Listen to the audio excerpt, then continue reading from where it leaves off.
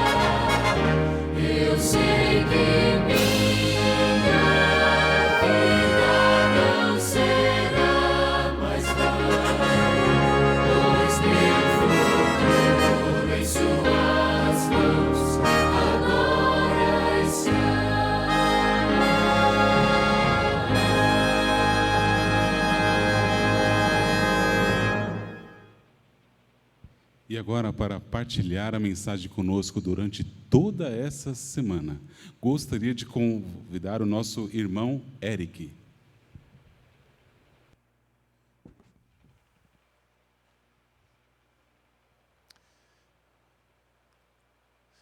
Boa noite. Um privilégio aqui estar com vocês novamente, compartilhando a mensagem.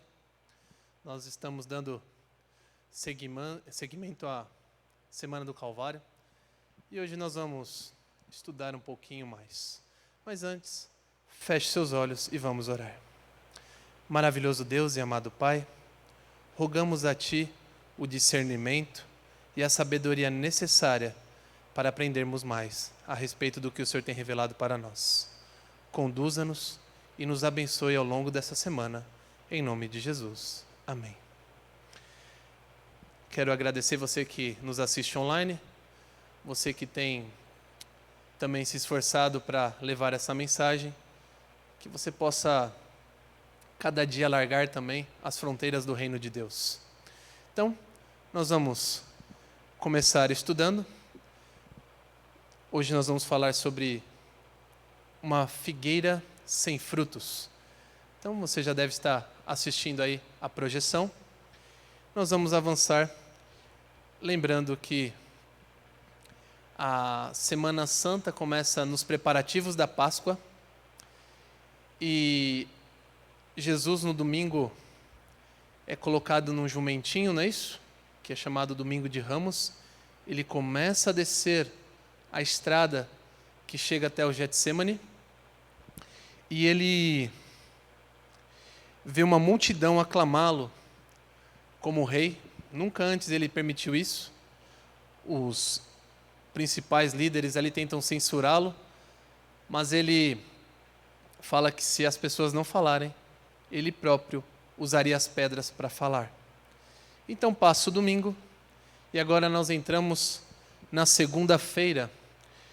E aí nós vamos entrar nessa parte de Marcos, capítulo 11. Marcos, capítulo 11, o verso 12 em diante. Está escrito: No dia seguinte, quando saíram de Betânia, Jesus teve fome. E vendo de longe uma figueira com folhas, foi ver se nela acharia alguma coisa. Aproximando-se dela, nada achou, a não ser folhas, porque não era o tempo de figos. Então Jesus disse à figueira: Nunca mais alguém coma dos seus frutos.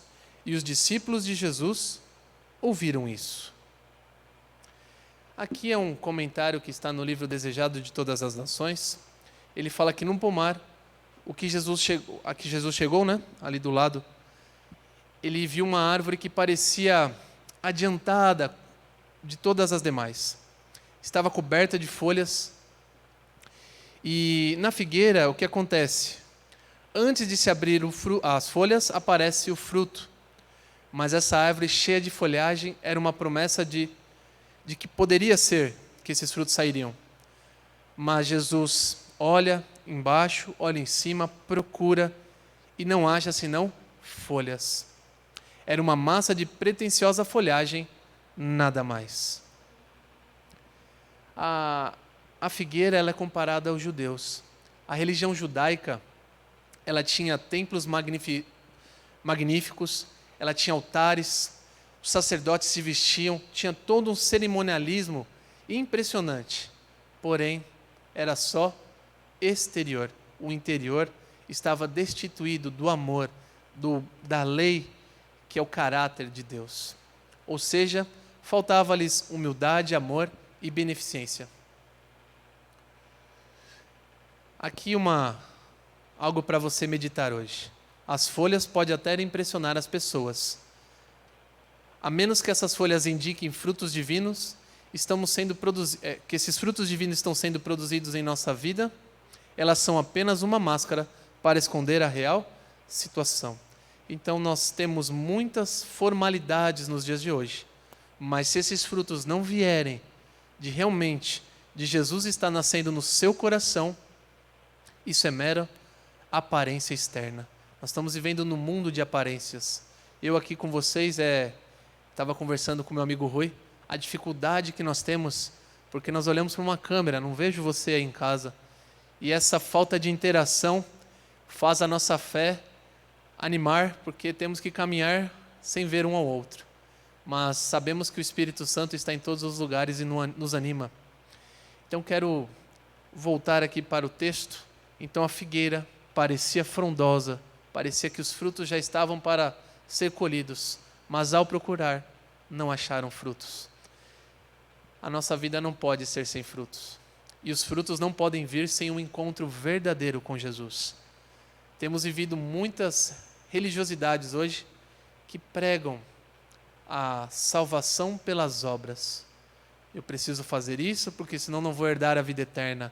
Eu faço caridade porque senão pode acontecer algo pior com a minha vida ou com os meus descendentes. Mas sem Jesus, tudo isso é vão. E os sacerdotes, escribas, fariseus da época de Jesus o rejeitaram. E logo mais nós vamos ver durante a semana aí, não só que Jesus chora por eles, mas Jesus também fala que tudo que eles mais amavam seria o quê? Destruído. E agora Jesus passa por esse pomar e ele fica próximo ao templo. O templo era construído de mármore branco, com detalhes em ouro em todos os lados dele. Quando o sol batia, o templo brilhava de um esplendor que era único. E aí, Marcos capítulo 11, de 15 em diante, está escrito: E foram para Jerusalém. Quando Jesus entrou no templo, começou a expulsar os que ali vendiam e compravam, derrubou as mesas dos cambistas e as cadeiras dos que vendiam pombas, e não permitia que alguém atravessasse o templo carregando algum objeto. Também os ensinava e dizia: Não é isso que está escrito? A minha casa será chamada casa de oração para todas as nações? Mas vocês fizeram dela um covil de salteadores. E os principais sacerdotes e escribas, ouvindo isto, procuraram uma maneira de matar Jesus, pois o temia, porque toda a multidão se maravilhava de sua doutrina. Em vindo a tarde, Jesus e os discípulos saíram da cidade. Olha só, em lugar de humilde arrependimento pelo pecado, multiplicaram o sacrifício de animais, como se Deus pudesse ser honrado por um serviço destituído de coração. Os sacerdotes e principais líderes ali da igreja, eles endureceram a sua vida, o seu coração, a sua alma, pelo egoísmo e pela avareza. Os próprios símbolos que indicavam o Cordeiro de Deus haviam eles transformados num meio de ganho. Jesus os chama de salteadores ou ladrões. Assim, aos olhos do povo, fora destruída em grande parte a santidade do serviço sacrificial. O que isso quer dizer? Comercializaram aquilo que representava Cristo, a tal ponto que as pessoas começaram a agir de modo mecânico. Ou seja, era mais uma formalidade novamente. Ou seja, o templo também se tornou em um ritual vazio, onde as pessoas já perderam a noção da santidade, de que o Messias um dia viria ali. E isso trouxe opróbrio à casa de Deus. E quando Jesus vem, é a segunda vez que ele faz isso, ele tenta restaurar, expulsando esses falsos cerimonialistas, essas falsas vendas que só lucravam e não traziam as pessoas mais para Cristo. Hoje em dia, nós também estamos vivendo um pouco disso. Vendem-se muita coisa em nome de Deus. As pessoas fazem muitos rituais, mas esquecem da verdadeira piedade que deveria habitar em nosso coração. O templo havia se tornado, assim como a figueira, uma bela árvore, cheia de folhas, mas sem frutos. Então, nesses dois textos que nós lemos de Marcos, se você acompanhar a trajetória, primeiro aclamam a Deus, hosanas ao rei que vem vindo no jumentinho. De repente, passa o domingo, na segunda-feira, Jesus vem e repreende de um modo vivo. Não é uma parábola ilustrada, algo teórico. Ele olha para a figueira e amaldiçoa. Ele olha para o templo e faz uma limpeza. Por quê? Essa era a situação que as pessoas estavam vivendo. As pessoas estavam vivendo de uma maneira mecânica. Já não sabiam mais por que faziam, por que falavam, porque eram discípulos ou tementes a Deus. As aparências, elas podem enganar, principalmente quando o assunto é o quê? Espiritual. Antes da volta de Jesus, haverá um falso reavivamento. Vocês já perceberam que estão falando muito de Deus, estão orando pelo Brasil, estão fazendo várias coisas. Eu demorei-me essa semana com os meus amigos estudando sobre oração pelos enfermos. Recomendo você orar ou estudar. Está no livro A Ciência do Bom Viver, o capítulo 16. Existem pessoas que elas amam o pecado. Elas têm prazer em pecar. Elas transgridem as leis físicas e também as leis morais. Tem pessoas que trazem contenda, rixa. Pessoas que se alimentam de forma prazerosa e em excesso, e elas acabam ficando doentes.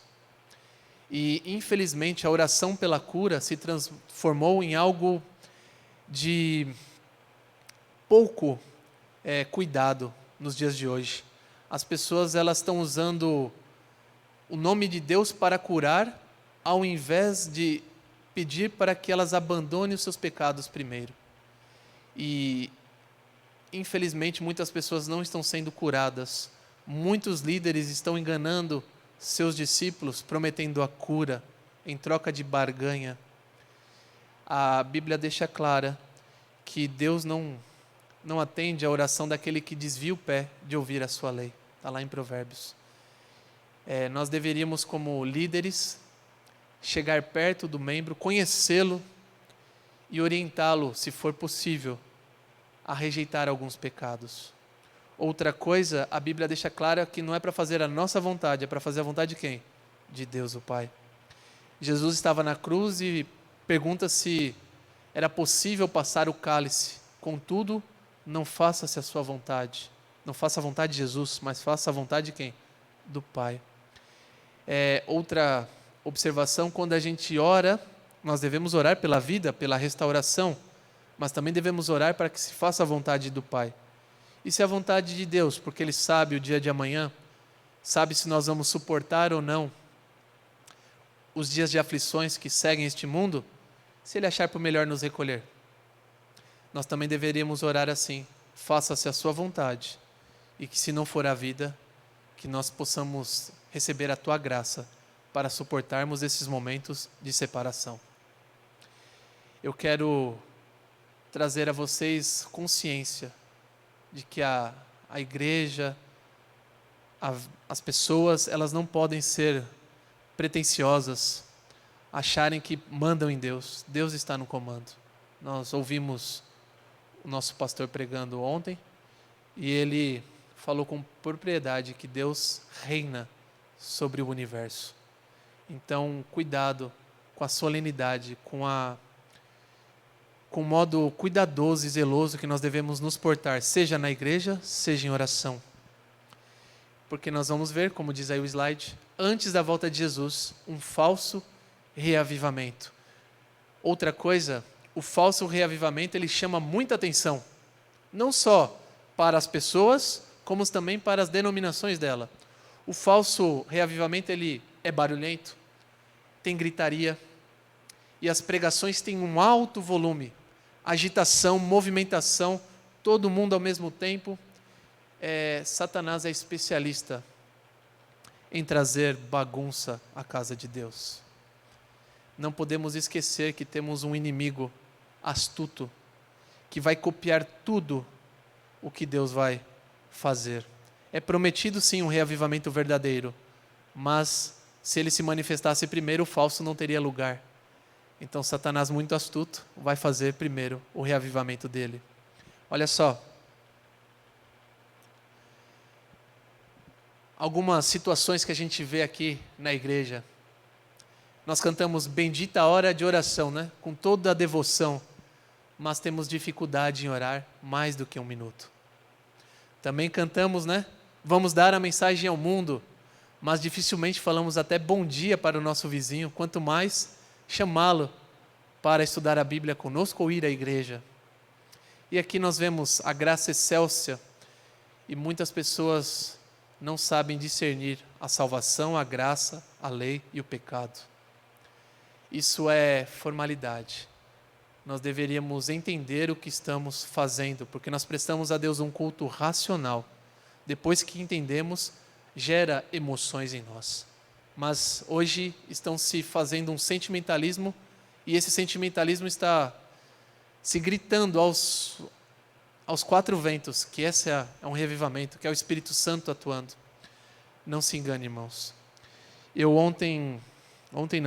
sexta-feira, estava estudando com meu amigo, nós sentamos na calçada ali, rapidinho no fim do serviço, e ele estava falando que ele andava na escuridão, não importa o que ele fazia, mas ele aceitou o convite de Jesus, absteve-se daquilo que ele fazia, e hoje ele vive uma nova vida. Engraçado que ele não fica falando, ele só parou, largou o mundo de trevas e começou a andar na luz. E quando as pessoas olham para ele não fica pregando, não fica falando de Jesus, ele ainda não se batizou também. As pessoas olham e falam, não é possível que você vivia daquele jeito. Você é uma nova pessoa, nem parece. Perceberam a diferença? Os verdadeiros servos de Deus estão sendo transformados, sem fazer o quê? Alarme. Seus frutos estão sendo estendidos por toda a terra. Seguimos Jesus quando nos recusamos a viver por meras aparências. Temos que ser autênticos, viver e pregar na essência, na totalidade. Abra sua Bíblia em Marcos, capítulo 8, o verso 34.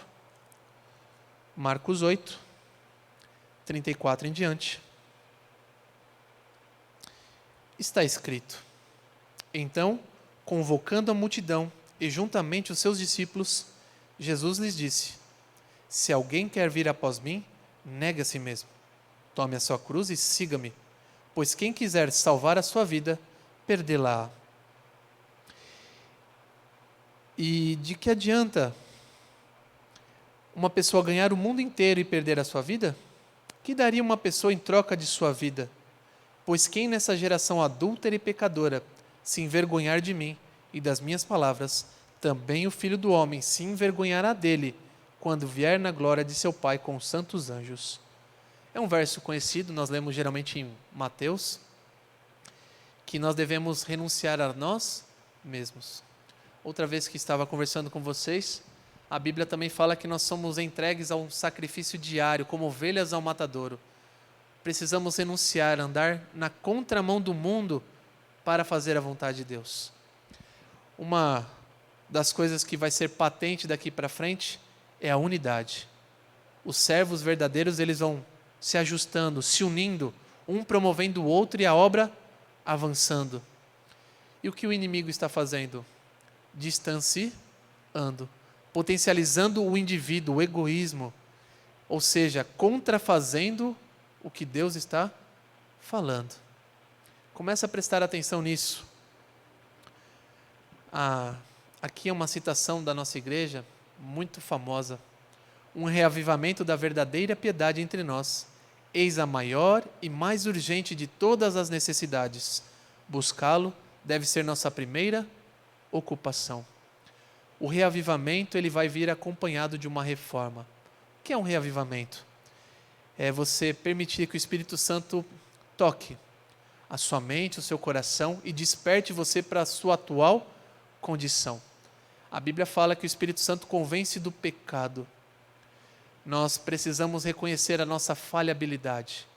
Quanto mais estudamos, melhor nós temos esse tato com a nossa fraqueza e nossa pecaminosidade. Isso deveria nos humilhar diante da presença de Deus, porque o que eu quero fazer, eu não faço, mas sim o que eu detesto. E Paulo continua lá em Romanos falando, se faço o que detesto, é porque a lei de Deus está no meu coração. E se a lei de Deus está no meu coração, o Espírito Santo já fez morada. Então precisamos aceitar essa morada que vai nos reavivar, vai ativar, vai mostrar a dimensão de quem nós somos realmente. Isso vai nos induzir, nos impulsionar a uma reforma em todas as áreas da vida. Se eu brigava, paro de brigar, ou evito brigar. Se eu desprezava, agora eu olho também com misericórdia.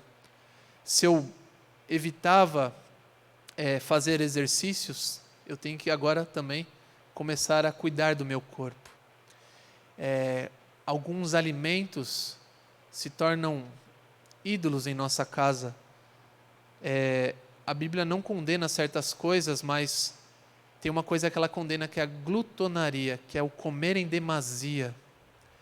Eu não sei se é só eu, mas eu percebi que a maioria tem medo de passar fome.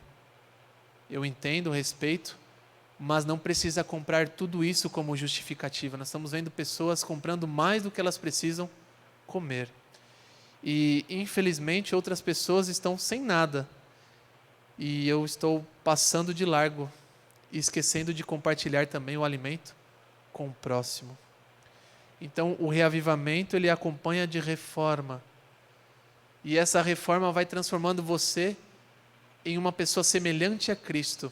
E a verdadeira piedade vai transformando você ao ponto de não vivo eu, mas Cristo vive em mim. Eu quero finalizar com esta frase. Seguir Jesus Cristo significa viver uma vida frutífera, uma vida de fé nele. Então, recapitulando, Jesus passava pela cidade ali de Jerusalém, viu uma figueira e viu um templo. Ambos se assemelhavam no sentido dos seus frutos. Eles eram infrutíferos, ou seja, aparentavam, mas não eram. Qual é o convite para você essa semana? Vinde a mim, vinde a Jesus, entregue a Ele essa formalidade, faça uma organização das suas ideias, comece a perceber por que eu vou à igreja, por que eu estou assistindo esse vídeo, por que eu sou amigo, do povo aqui adventista, por que eu leio a Bíblia. Faça essas perguntas e faça uma reorientação das suas ideias. Depois que você lembrou que você foi conquistado, foi atraído para Cristo, permita Ele, através do Espírito Santo, reavivar a sua vida mediante a leitura da palavra, e só da palavra, a oração. Oração intercessória é importante, porque quando a gente ora pelos outros, também a gente vê que os nossos problemas são pequenos. E permita que Deus use a extensão da sua vida, conforme os dons, talentos e bens que Ele te deu, para alargar as fronteiras do reino dEle. Não fique inerte com este mundo, vendo eles perecerem. Vai haver um peso eterno quando Jesus voltar, e a gente podia ter feito mais. E eu quero pedir para você agradecer a Deus, porque hoje você tem internet, porque você tem alimento chegando através dela, alimento espiritual, você tem oportunidades, ou seja, você tem uma vida em abundância, que infelizmente muitos não têm. Então que essa gratidão converta em obediência, que é a melhor resposta ao amor. Feche seus olhos e vamos orar a Deus. Soberano Deus e amado Pai, obrigado pelo Teu Santo Espírito atuando em nossa vida. Obrigado, Senhor, porque se pararmos um pouquinho, não temos ao que reclamar. Temos uma vida abundante e farta. O Senhor está nos poupando, nos privilegiando com recursos além da nossa imaginação, não só para nos alimentarmos ou nos reavivarmos, mas também para reavivar outras pessoas, alcançar aqueles que estão nas trevas. Por isso, Senhor, nos ajude a nos posicionar nesta semana, posicionar ao seu lado. Refaça as nossas faculdades, os nossos dons, talentos e bens, para que eles sejam otimizados para expandir o Teu Evangelho. Abençoa-nos, Senhor, também com uma percepção bem aguçada da Sua presença nesses últimos dias em nossa terra. Sabemos que o Senhor irá visitar cada canto deste mundo, e o Senhor irá ver a colheita, e quando ela estiver madura, o Senhor dará ordem aos ceifeiros para vir recolhê-la. Que o Senhor nos ajude a estarmos aptos para sermos recolhidos e sermos colocados no celeiro celestial. Abençoe a nossa semana. Abençoe, Senhor, todos que estão aqui conectados conosco. Em nome de Jesus nós oramos. Amém. Uma ótima semana. Compartilhe, curta. Se você tem algum pedido de oração, coloque aqui embaixo nos comentários. Nossa igreja está a postos para ajudá-lo. Faça diferente essa semana. Se envolva, participe. Um abraço. Devemos proclamar